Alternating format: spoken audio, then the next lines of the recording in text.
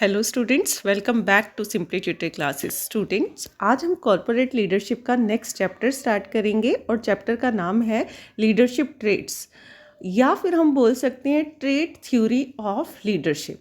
ठीक है, ट्रेट्स से अगर बात करें तो क्या होते हैं ट्रेट्स? क्वालिटीज़, करेक्टरिस्टिक्स को हम जनरली ट्रेट्स बोल देते हैं। अब हम यहाँ लीडरशिप ट्रेट्स की बात करें तो लीडरशिप ट्रेट्स ऐसी क्वालिटीज़ होंगी या फिर ऐसी करेक्टरिस्टिक्स होंगी लीडर की जो कि हेल्प करेंगी किस चीज़ में? एक इंडिविजुअल को इंस्पायर करने में, गाइड करने में, इन्फ्लुएंस करने में, ताकि कॉमन गोल को अचीव किया जा सके। हमने कल पढ़ा था कि लीडरशिप क्या होता है। लीडरशिप का मतलब होता है कि ऐसी एबिलिटी जो किसी को इंस्पायर कर सके, गाइड कर सके, इन्फ्लुएंस कर सके, ताकि ऑर्गेनाइजेशन के गोल को अचीव किया जा सके। तो हमने उसे लीडरशिप का नाम दिया था। अब लीडरशिप ट्रेट्स के अंदर ये दो चीज़ें आ गई। क्या बोल सकते हैं? क्वालिटीज़। किसकी क्वालिटीज़? लीडर की, या फिर लीडर की करेक्टरिस्टिक्स जो कि किस चीज़ में हेल्प करेंगी? अपने फॉलोअर्स को इंस्पायर करने में, गाइड करने में और इन्फ्लुएंस करने में। ठीक है, अब एक इफ़ेक्टिव लीडर के अंदर जनरली दो तरह की क्वालिटी का मिक्सचर होता है। कौन कौन सी? एक होती हैं इनेट, जो पहले से होती हैं, मतलब बाय बर्थ होती हैं, ये मानकर चलो।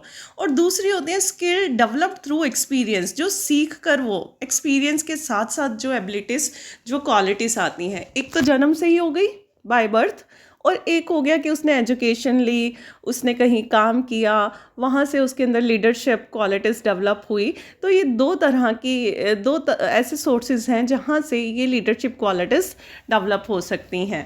अब हम बात करेंगे कि कुछ लीडरशिप ट्रेट्स कैसे कैसे हो सकते हैं या क्या होते हैं।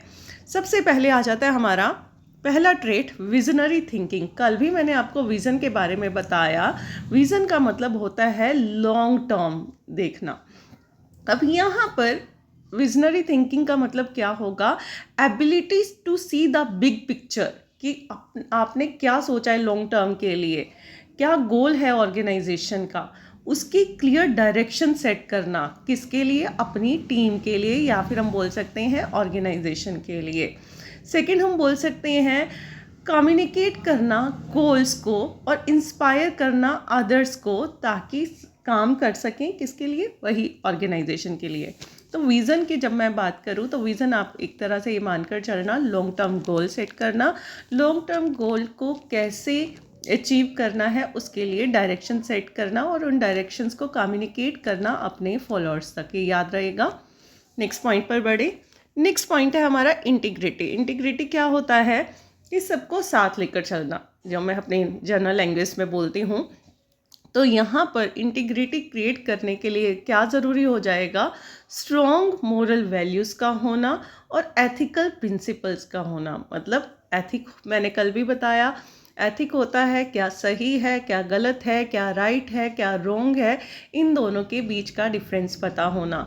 तो क्या होगा कि इंटीग्रेशन में जो लीडर होता है वो क्या करता है? एक स्ट्रॉन्ग मोरल वैल्यू लेकर चलता है, एक स्ट्रॉन्ग करेक्टर वाला पर्सन होता है, और वो सही रास्ता अपनाता है अपने डिसीजंस लेने के लिए, अपनी बात को कम्युनिकेट करने के लिए। ऑब्वियस है कि वो एक एग्जाम्पल होता है लीडर, किस चीज़ का? ऑनेस्टी का और कंसिस्टेंसी का। जो उसने बोल दिया उसी में रहेगा, मतलब उसका जो डिसीजंस होंगे वो ये नहीं होगा, डबल स्टैंडर्ड्स नहीं होंगे, वो क्लियर होगा अपनी बात को लेकर। नेक्स्ट पॉइंट आ जाता है इमोशनल इंटेलिजेंस। तो इमोशनल इंटेलिजेंस के अंदर क्या होता है? जो मैनेजर होता है वो रिकॉग्नाइज करता है अपने इमोशंस भी, साथ में एम्पैथाइज करता है दूसरों के साथ भी, मतलब दूसरों के इमोशंस को भी समझने की कोशिश करता है। और ये चीज़ हेल्प करती है स्ट्रॉन्ग इंटरपर्सनल रिलेशन बनाने में। किस किस के बीच में? लीडर के बीच में और फॉलोअर के बीच में। और इंटरपर्सनल रिलेशनशिप अगर स्ट्रॉन्ग होगी तो वो किस चीज़ में हेल्प करेगी? ट्रस्ट को बिल्ड करने में। ठीक है, नेक्स्ट आ जाता है डिसिजिवनेस। डिसिजिवनेस मतलब डिसीजन लेना क्विकली, कॉन्फिडेंटली, इफेक्टिवली। और वो कैसे? कि अगर प्रेशर वाली सिचुएशन भी है तो एक लीडर ऐसा होना चाहिए जो क्विकली, कॉन्फिडेंटली और अच्छे से डिसीजन ले पाए। डिसीज़न लेते वक्त रिस्क और अपॉर्चुनिटी दोनों को ध्यान में रखना पड़ेगा ताकि सही डिसीज़न पर पहुंचा जा सके। नेक्स्ट हमारा ट्रेट आ जाता है कम्युनिकेशन स्किल। ऑब्वियस है, बिना कम्युनिकेशन स्किल के तो एक पर्सन लीडर बन ही नहीं सकता। तो यहाँ पर एक लीडर के अंदर ऐसी क्वालिटीज़ होनी चाहिए कि वो अपने आइडियाज़ को क्लियरली कन्वे कर सके, किसको, फॉलोअर्स को, और फॉलोअर्स के आइडियाज़ को सुन सके। तो एक अच्छा लिसनर और एक अच्छा कम्युनिकेटर मतलब स्पीकर भी होना ज़रूरी है। और जो लीडर होगा उसे अपने मैसेज इस तरीके से बनाना है ताकि म्यूचुअल अंडरस्टैंडिंग बन सके लीडर और फॉलोअर्स के बीच में। नेक्स्ट क्वालिटी आती है रेजिलियंस। यहाँ पर कल मैंने बताया था रेजिलियंस का मतलब काम रहना, कैसी भी सिचुएशन आ जाए। तो यहाँ पर एक लीडर को फोकस्ड और कंपोज रहने की ज़रूरत है, काम रहने की ज़रूरत है। कब? चैलेंजेस के टाइम पर और सेटबैक्स के टाइम पर। और यहाँ पर एक चीज़ और मतलब आती है कि कैसी भी सरकमस्टांसेस आ जाए वो अपनी जो काम नेचर है उसे मेंटेन करके चले और सरकम चेंजिंग एनवायरनमेंट को इजीली अडॉप्ट कर पाए। Next is empathy. ये मैंने इमोशनल इंटेलिजेंस के टाइम पर भी बताया। एम्पैथाइज मतलब दूसरे की जगह पर दूसरे के खुद को रखना और दूसरे के इमोशन को समझना।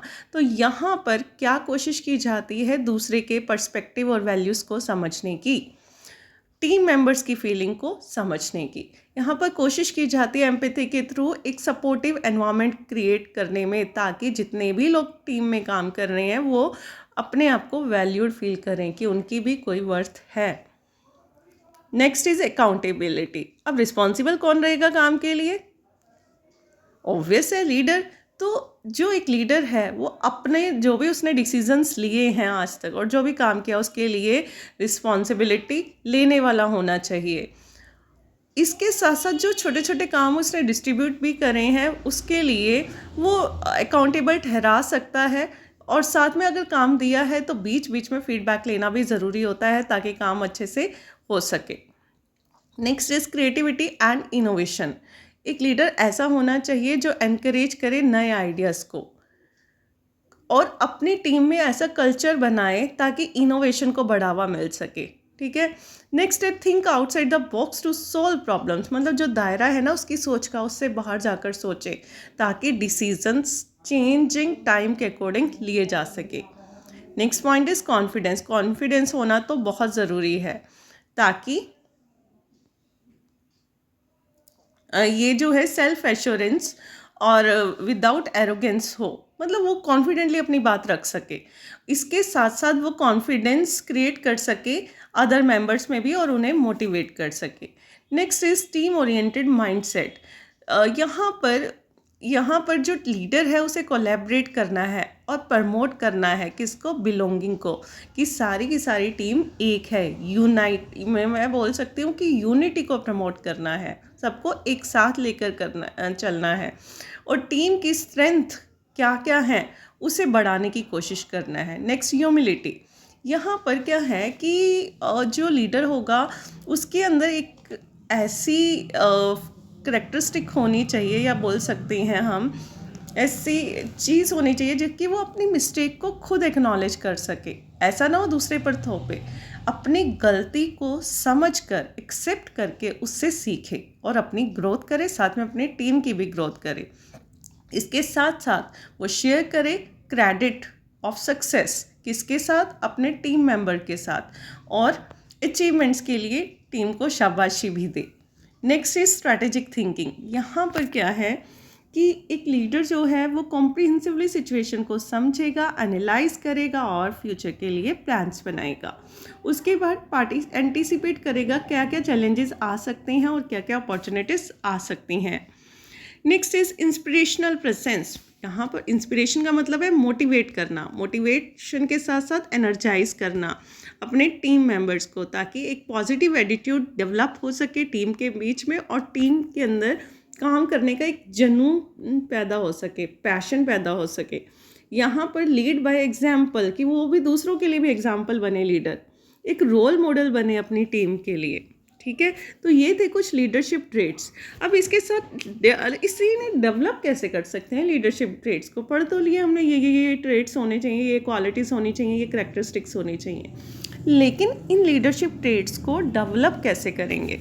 तो इसके लिए सबसे ज़रूरी है सेल्फ अवेयरनेस, अपने बारे में पता होना, अपनी स्ट्रेंथ्स क्या हैं, वीकनेसेस क्या हैं, ये सब पता होना, एंड सेल्फ रिफ्लेक्शन कि अपने आप को देखे, अपना फीडबैक मांगे टाइम टू टाइम।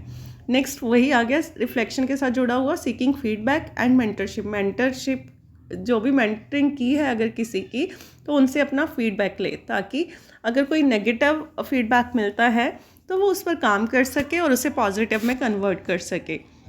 इसके अलावा वो कोशिश कर सकता है लीडरशिप ट्रेनिंग प्रोग्राम्स में पार्टिसिपेट करने की, और साथ में gaining hands on experience in leadership role, जहाँ जहाँ उसे मौका मिले लीडरशिप रोल निभाने का वो उसे फटाफट ग्रैब करे। ऐसा ना हो कि वो छोड़े कि कुछ नहीं होता, रिलक्टेंट होता जाए।